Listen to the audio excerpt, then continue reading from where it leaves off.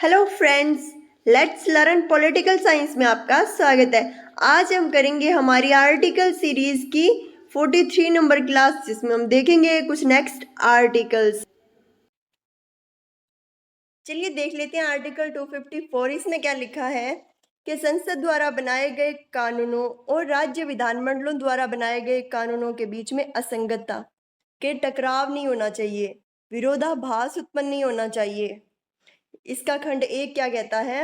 यदि किसी राज्य के विधानमंडल द्वारा बनाई गई कोई विधि कोई उपबंध है और वैसे ही संसद द्वारा बनाई गई कोई विधि कोई उपबंध है जिसमें अधिनियमित करने के लिए संसद सक्षम है, या कोई समवर्ती सूची का विषय हो, चाहे कोई और विषय हो, तो ऐसे में अगर प्रतिकूल प्रभाव पड़ रहे हैं, अगर राज्य के जो कानून बनाए हुए हैं संसद के कानून से टकराव हो रहे हैं या मेल नहीं खा रहे हैं, तो क्या करेंगे? तो ऐसे में क्या करेंगे? जो संसद कानून बनाएगी फिर वही माने जाएंगे। जो राज्य विधानमंडल के कानून हैं जो कि प्रतिकूलता का प्रभाव दे रहे हैं, तो फिर उनकी सीमा शून्य कर दी जाएगी। ठीक है।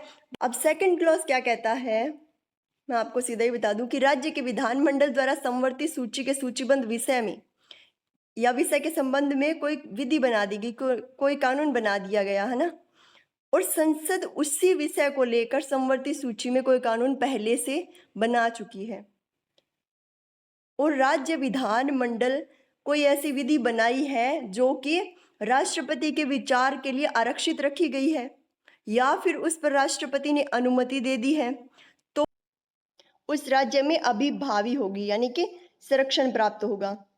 परंतु इस खंड की कोई भी बात संसद को किसी भी समय उस विषय के संबंध में, किस विषय के संबंध में? जिस पर राष्ट्रपति ने उस राज्य को अनुमति दे दी है, उस विषय के संबंध में कानून बनाने से नहीं रोकेगी। जिसके अंतर्गत राज्य विधानमंडल द्वारा बनाया गया कोई कानून है तो उसमें संशोधन कर सकती है, परिवर्तन कर सकती है और उसको निरस्त भी कर सकती है। ठीक है। देखते हैं नेक्स्ट आर्टिकल, आर्टिकल नंबर 255। इसमें क्या लिखा है? सिफारिशों को पूर्व स्वीकृतियों से संबंधित अपेक्षाओं को केवल प्रक्रिया का विषय माना जाए। अब ये आर्टिकल क्या कहता है कि संसद या राज्य विधानमंडल का कोई अधिनियम, ऐसा किसी अधिनियम का कोई उपबंध केवल इस कारण से अवैध नहीं होगा कि संविधान द्वारा अपेक्षित कोई सिफारिश या पूर्व मंजूरी नहीं दी गई थी, इस अधिनियम को अनुमति दे दी गई थी, है ना। तो ये क्या कह रहा है कि पहले जो कोई भी बिल आता है, कोई विधेयक आता है, तो पहले किसके पास जाता है? पहले राष्ट्रपति के पास जाता है, फिर वो लोकसभा में जाता है, फिर राज्यसभा में जाता है, उसके बाद में फिर वापस जो है राष्ट्रपति के पास जाता है लास्ट सिग्नेचर के लिए। तो अब ये आर्टिकल कह रहा है जैसे कि पहला जो फर्स्ट स्टेप है, पहले राष्ट्रपति के पास जाना था, वो नहीं गया, सीधा लोकसभा में चला गया, बाद में राज्यसभा में गया और वो विधेयक पारित हो गया राष्ट्रपति के सिग्नेचर। अब उसको ये नहीं बोलोगे कि इस पे पहले जो है राष्ट्रपति की अनुमति नहीं ली, तो ये मान्य नहीं है। ऐसा नहीं है, जो कानून बन गया फिर बन गया। ये लिखा हुआ आर्टिकल 255 में। ठीक है। देखते हैं नेक्स्ट आर्टिकल, आर्टिकल नंबर 256। इसमें क्या लिखा है? राज्यों और संघ का दायित्व। कि राज्यों का और संघ का कर्तव्य क्या है? प्रत्येक राज्य की कार्यपालिका शक्ति का प्रयोग इस प्रकार से किया जाए कि संसद द्वारा बनाए गए कोई कानून उस राज्य में लागू किसी भी मौजूदा कानून का अनुपालन सुनिश्चित हो सके। संघ की कार्यपालिका शक्ति विस्तार किसी राज्य को ऐसे निर्देश देने तक है जो भारत सरकार उस प्रयोजन के लिए आवश्यक प्रतीत हो। क्या कहता है कि राज्यों में या संघ का दायित्व क्या है कि राज्यों में कोई कार्यपालिका कार्य कर रही है, वहां पे मौजूदा कोई कानून है, उनका पालन हो रहा है, तो संघ द्वारा बनाए गए कोई भी कानून है तो उनकी पालना कराना, बस इतना सा काम है कार्यपालिका का। उनको राज्य को निर्देश देना कि भारत सरकार का ये प्रयोजन है जो आवश्यक है। ठीक है। Next article, article number 257। इसमें कह रहा है कुछ मामलों में राज्यों पर संघ का नियंत्रण। कुछ मामलों पर, इसका क्लोज फर्स्ट क्या कहता है कि प्रत्येक राज्य की कार्यपालिका शक्ति का प्रयोग इस प्रकार किया जाए कि संघ की कार्यपालिका शक्ति का प्रयोग कोई बाधा या प्रतिकूल प्रभाव ना पड़े, तथा संघ की कार्यपालिका शक्ति का विस्तार किसी राज्य में से निर्देश देने तक होगा जो सरकार के प्रयोजन के लिए आवश्यक समझा जाए। ये क्या कह रहा है कि राज्य की कार्यपालिका शक्ति का प्रयोग इस प्रकार किया जाए कि संघ की कार्यपालिका शक्ति प्रभावित ना हो, उसमें कोई बाधा ना आए, प्रतिकूल ना प्रभाव पड़े। सेकंड क्लॉज क्या कहता है कि संघ की कार्यपालिका शक्ति का विस्तार राज्यों को ऐसे संचार साधनों के निर्माण और रख रखाव के बारे में निर्देश देने तक भी होगा जिन्हें निर्देश में राष्ट्रीय या सेना महत्व घोषित किया गया है।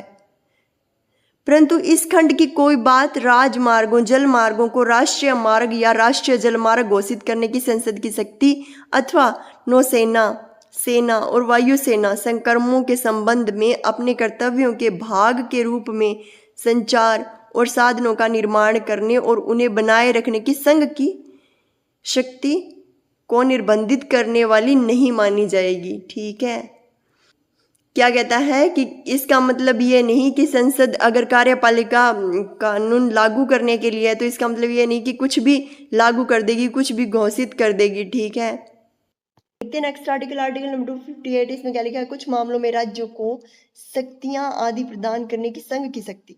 इसका क्लॉज फर्स्ट क्या कहता है कि इस संविधान में किसी बात के होते हुए भी राष्ट्रपति किसी राज्य के राज्यपाल की सहमति से उस सरकार को या उसके अधिकारियों को ऐसे विषयों से संबंधित कार्य सशर्त या बिना शर्त के सौंप सकेगा जिस तक संघ की कार्यपालिका शक्ति लागू होगी। कि जहाँ संघ की कार्यपालिका शक्ति लागू होती है वहाँ कुछ ऐसे राज्य जिनको राष्ट्रपति चाहे राज्यपाल की सहमति से उस सरकार के अधिकारियों को शक्ति प्रदान कर सकती है। ठीक है, देखते हैं इसका सेकंड क्लॉज। इसका सेकंड क्लॉज क्या कहता है कि संसद द्वारा बनाया गया कानून जो किसी राज्य में लागू होता है इस बात पर भी कि वह ऐसे विषयों से संबंधित है जिसके संबंध में राज्य के विधानमंडलों को कानून बनाने की शक्ति नहीं है, उस राज्य या उसके अधिकारियों प्राधिकारियों को शक्तियों प्रदान कर सकेगी और कर्तव्य अधिरोपित कर सकेगी या शक्तियां प्रदान कर सकेगी या कर्तव्य अधिरोपण प्राधिकृत कर सकेगी। यही दिया है कि संसद द्वारा कोई भी कानून बनाया गया है जो किसी राज्य पर लागू होता है ना, तो ये बोल रहा है कि जो शक्ति राज्य के विधानमंडल के पास नहीं है ऐसी शक्तियां भी जो है संघ या संसद जो है ऐसी शक्तियां राज्य को सौंप सकती है। ठीक है, देखते हैं इसका थर्ड क्लॉज क्या कहता है। थर्ड क्लॉज में क्या लिखा है कि जहां इस अनुच्छेद के आधार पर, किस अनुच्छेद के आधार पर? 258 के आधार पर किसी राज्य या उसके अधिकारियों या प्राधिकारियों को शक्ति प्रदान की गई है या उन पर कर्तव्य अधिरोपण किए गए हैं वहां उन शक्तियों और कर्तव्यों के प्रयोग से संबंधित राज्य या उपगत प्रशासन की किसी अतिरिक्त लागत के संबंध में भारत सरकार द्वारा उस राज्य को ऐसी राशि का भुगतान किया जाएगा। ठीक है, अब कोई खर्चा होगा, अगर शक्तियां प्रदान कर रहे हैं ना तो बाद में क्या है, अगर उस पर किसी कानून को बनाने के लिए, किसी नियम को लाने के लिए अगर उस पर खर्चा होगा तो वो भी क्या संसद देगी, ये लिखा हुआ है इसमें। तो ये थे हमारे आज के कुछ आर्टिकल। आई होप वीडियो आपको अच्छी लगी होगी। अगर वीडियो आपको अच्छी लगे तो लाइक शेयर सब्सक्राइब जरूर करें। मिलते हैं नेक्स्ट वीडियो में। Thanks for watching.